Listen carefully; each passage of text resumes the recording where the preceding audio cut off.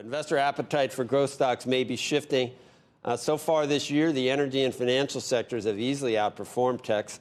Our next guest likes growth, but says finding an active value manager is really important to constructing your portfolio. Joining us now to explain, Noah Blackstein, Senior Portfolio Manager at Dynamic Funds. I read your notes, and I want you to explain it. I'm not even going to attempt it. I'm not sure you're making a case for value, or you're saying that value, what we think of as value, is no longer appropriate. Should we be making the shift, are you, to value? Because you've been all growth for 10 years.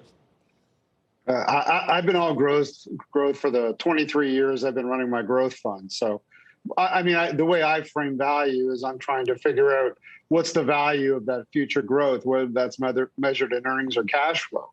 And I do think value investing and value investors are extremely important. I mean, look, stocks like Penn Gaming in March of last year got down to 8. They're 120 now. The Royal Caribbean was down to 20. Now it's 92.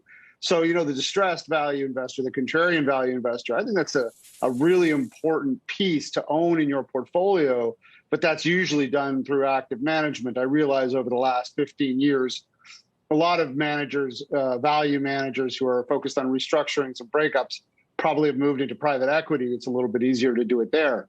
But in terms of value and growth as represented by the popular indexes out there, those are really just two sector calls, divided up by price to book. And, the large value indexes, for the most part, are just financials. And the relative underperformance since 2006 has become, because of the banks. So, if you look at the value growth and you look at the relative index outperformance, because a lot of those value indexes are so heavily weighted to banks, they've been doing significantly better since July and August. I think, the big cap growth stocks have sort of stalled out since August and September.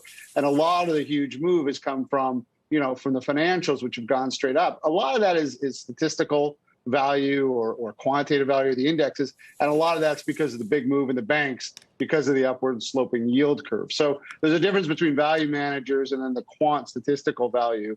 I would bet much more with the active value managers. There are some out there, perhaps a bunch of them are in private equity now, but that I think are really important to a portfolio. As for myself, we're always trying to look at the value of future growth, the present value of that future growth, and whether there's an opportunity there, if that makes sense.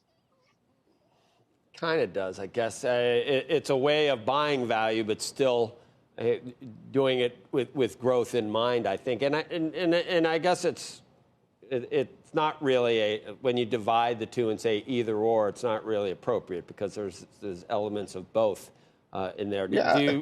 Ultimately, go ahead. Ultimately, I'd love to find this company growing 20-30% sustainably over the next 5 years, trading at 5 times earnings. Right. Exactly. That becomes 11% of the portfolio in a heartbeat.